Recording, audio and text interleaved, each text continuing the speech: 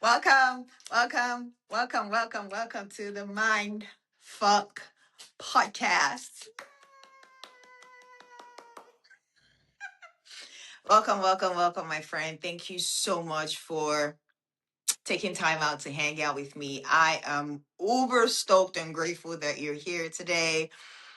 My name is Wonu Alishe, and sometimes I do go by Amazing Soul. FCK stands for fun, compassion, and kindness. Now, on the Mindfuck podcast, what we essentially talk about is nervous system regulation, how to safely build trust between our brains and our body, and also how to start to reconnect with our inner child so we can remember to give ourselves permission to be human. Now, speaking of being human, I have a list that I read every time on the show before the actual episode. And the title of the list is called Reminders to Being Human. The intention with reading this list is to remind myself, but also in the hopes to remind you on your journey. All right. Reminders to being human. Have fun along the journey. Show yourself compassion. Be kind to others. Being complex and being simple can hold true in the same breath. Stay curious. Hold space for pauses. Hold space for not knowing. Never underestimate the power of silence. Nature has a lot of wisdom. Pay attention. There is power in we than I. If nothing else makes sense, come back to love. Pain is our greatest teacher. And the very last one, never underestimate your ripple of existence. Yeah.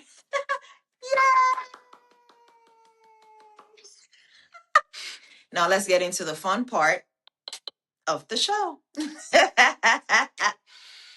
All right, my friend. I want you to picture something very simple. Not some huge life event, not some breakup. Just let's just say it's a random Monday morning. Your alarm goes off. You open one eye, you reach for your phone before your body even fully wakes up. And you probably check Instagram, probably TikTok, and you scroll. You probably check your text messages. And you keep checking one thing after the other. And maybe within like 3 minutes of you waking up, you start to feel behind in your life. Not because anything happened, because nothing actually happened. You're still under the same blanket, right? You're still laying in bed. But somehow your chest already feels a little tighter. I mean, your shoulders feel a little heavier, and your mind starts the story. Okay, what do I need to do today? Don't forget that thing. Okay, oh no, I need to respond to that text message. Okay, what time is that doctor's appointment again? And it goes on and on. And now your body's awake too, except not in a peaceful way. It's in a, whew, we got to brace ourselves for the day kind of way. I want to talk to you about that today on the podcast because for me, for so many years in my life, I really genuinely thought something was wrong with me. I really did. I always tell myself, damn, why do I overthink so much? Like, why does my body always react like this? And why does my chest tighten over very small, everyday, mundane things? Or why do I feel exhausted as fuck after being around so many people? And why does my body feel stressed even when life is technically okay, right? And maybe, my friend, you've had moments like that too. Maybe you're just sitting in traffic, nothing dramatic is happening, but someone cuts you off, and suddenly your whole fucking body, your whole physiology changes. Or let's just say you send a text message to someone and someone doesn't reply immediately. And now you're opening your phone and refreshing your text message every 7 minutes. Or you're laying in bed at night and the lights are dimmed and your phone is charging and your body suddenly decides, okay, perfect. Let's think about every awkward thing we ever said since 2006. Why does he do that? Why does our bodies do that? Why? Because I used to get frustrated as fuck. I mean, really fucking frustrated. Because for a long time, I forced my body to cooperate with me.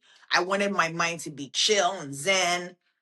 I wanted everything in me to just like pause for a second because there were so many thoughts going on for a very long time and it was loud. And what changed everything for me in my life was realizing something simple. My nervous system wasn't failing me. My nervous system was simply trying to help me. Even if it looked messy, even if it looked inconvenient, even if it looked like constant anxiety, even if it looked like overthinking every fucking decision, even if it looked like shutting down, even if it looked like scrolling on my phone for 3 to 5 hours constantly, my body was trying. That's the truth. And I remember back when I recently transitioned out of the military in 2022, my body felt so fucking confused because for so many years there was structure in my life. I mean, I wake up at a certain time, I move, I follow a certain schedule, there was predictability, and it was just go, go, go, go, go, non-stop. And then suddenly everything in my life slowed down, right?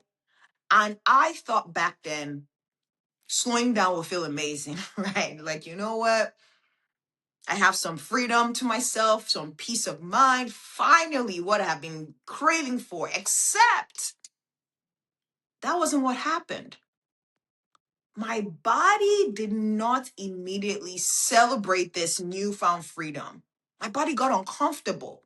I mean, really fucking uncomfortable because now there was space to just really be. And inside that space, I started noticing things. I mean, I started being more aware of my thoughts, my emotions that my body had suppressed for so long, the fear of loneliness, the fear of uncertainty in my life, not knowing how I was going to move forward in my life. Things my constant movement used to cover up in my life. Things my constant busyness used to cover up. And I remember sitting there thinking, what is wrong with me? I wanted peace. Why didn't peace feel peaceful? Right? Because nobody told me this. Sometimes your body gets used so much to survival mode. When you finally feel calm, it can feel unfamiliar. And unfamiliar initially can feel unsafe. Not because being calm is dangerous, but because your body has history. Your body keeps score. Your body remembers every fucking thing that's happened to you from childhood up until now. And maybe you know this feeling, my friend. You finally have a day off. You don't have no responsibilities. There's no pressure. There's no meetings to do. Nothing. There's no email to respond to. And you think to yourself, today is going to be relaxing, right?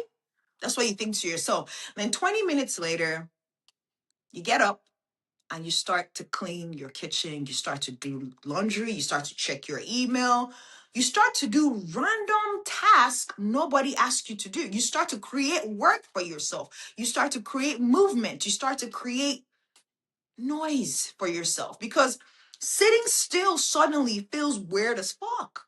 I know that feeling. I know it so fucking well because I used to think I'm just really fucking bad at relaxing in my life. No, that was far from the truth. My body simply learned movement. My body learned survival for so long to go, go, go, go, go nonstop. There was no space. And this is where I want to speak to you. I mean, to the version of you I would have spoken to years ago.